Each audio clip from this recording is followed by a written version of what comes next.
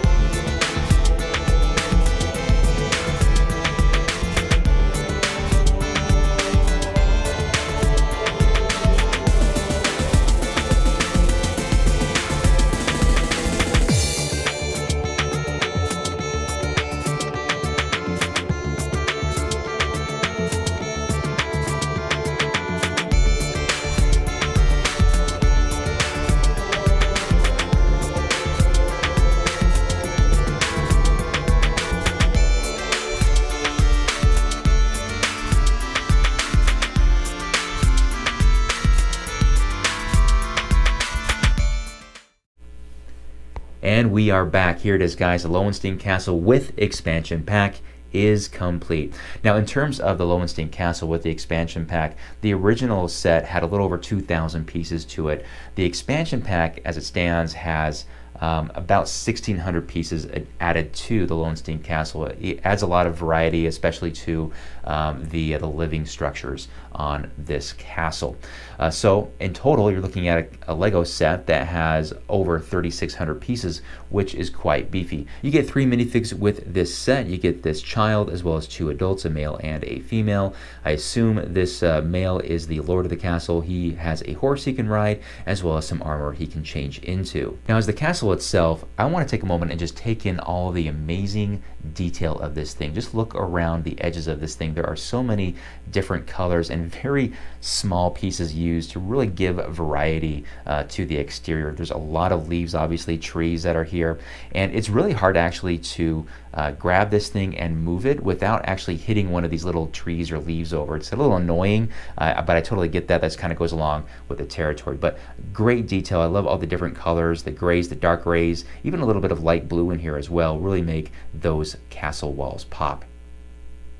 So how do you get from point A to point B in this thing? Now, I originally thought this thing was micro scale, but it turns out this thing actually is built to have minifigs walk through it, which was I don't know, there's some areas of this thing that are very, very difficult to get around. Even though this thing has over 3,600 pieces, it is very, very tight if you're a minifig. So let's kind of go through the main gate all the way through the top of this tower here, as well as the internal workings of this castle that make it such a fun and exciting Lego set.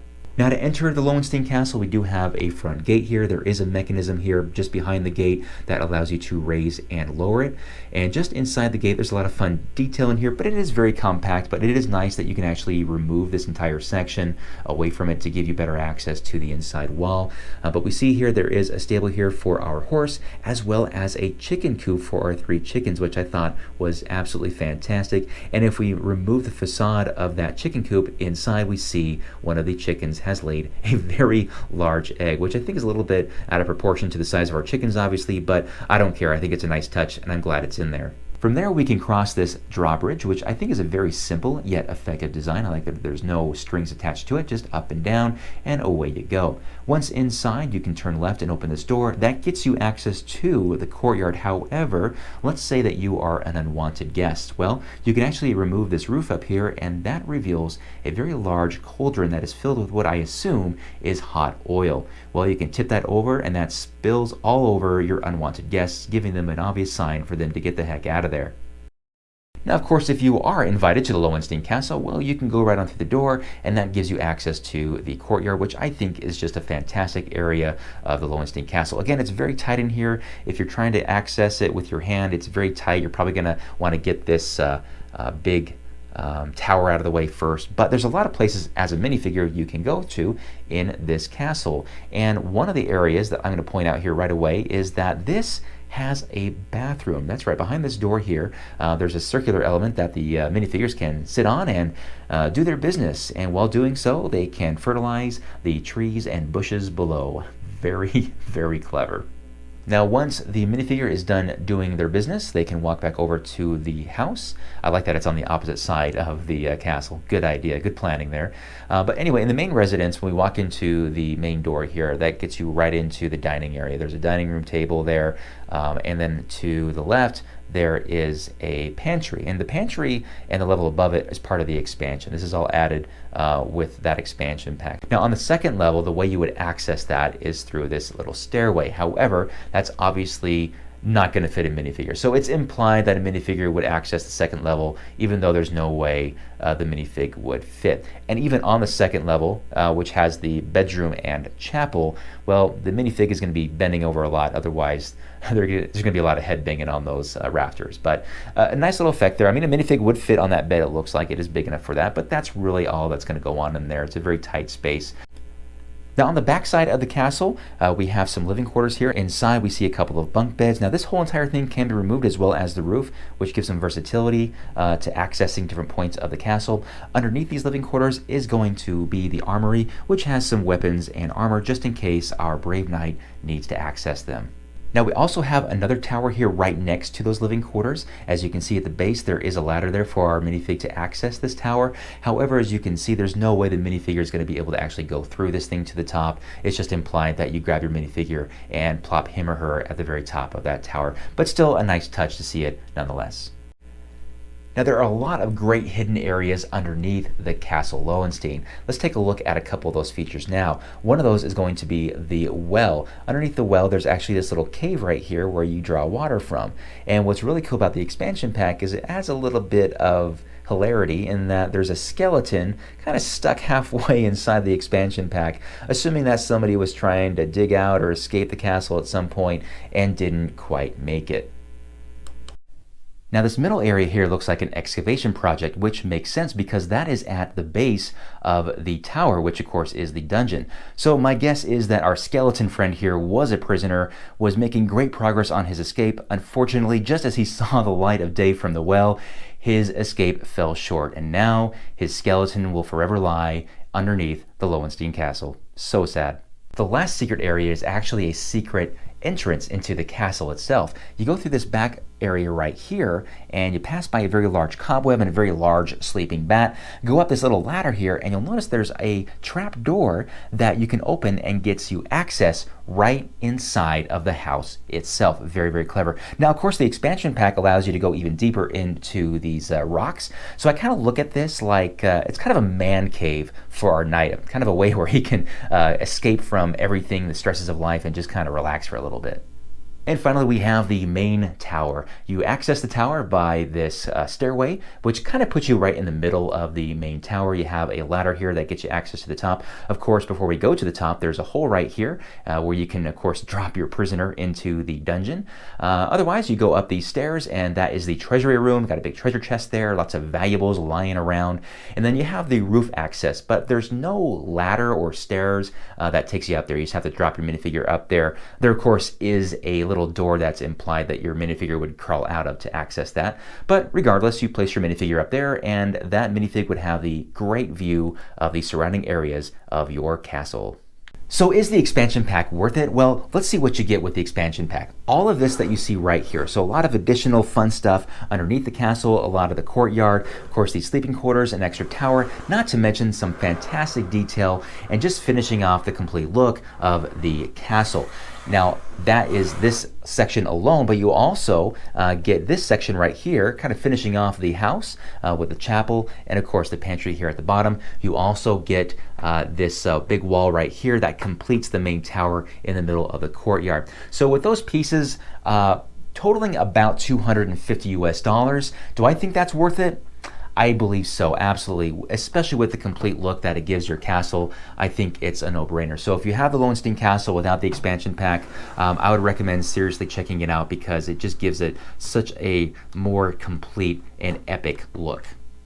And finally, I want to make mention, the instructions are big. These are much bigger than what we're used to with their typical Lego sets. But other than that, it's pretty great. You get a cool message there from the designer, Martin. Hi, Martin. Great design. And it pretty much follows your standard operating procedure for any other Lego sets building instructions. All right, guys, that is it for the review of the Lowenstein Castle with expansion set. It is now time to take it downstairs and find a spot for it in our castle theme. All right, guys, now remember that the castle layout is definitely still under construction, but there it is. Here's Lowenstein Castle. I decided to put it front and center, and what really played well was that the stream lined up perfectly with a little dock and fishing rod there, and it still faces this direction, at least the front gate does anyway. So pretty nice. It's as if it was meant to be here, right? So there is our brave knight, got the chickens out. I took a couple of the soldiers that came with the medieval market village to stand guard for our knight in his castle. So very, very cool. But yeah, there it is. I like it.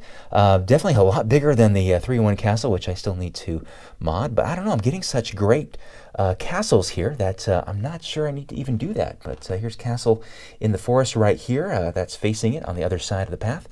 But yeah, really happy to have this in the collection. Let me know what you guys think of the Lowenstein Castle. It was a lot of fun to put together, a pretty challenging set, a lot of small pieces.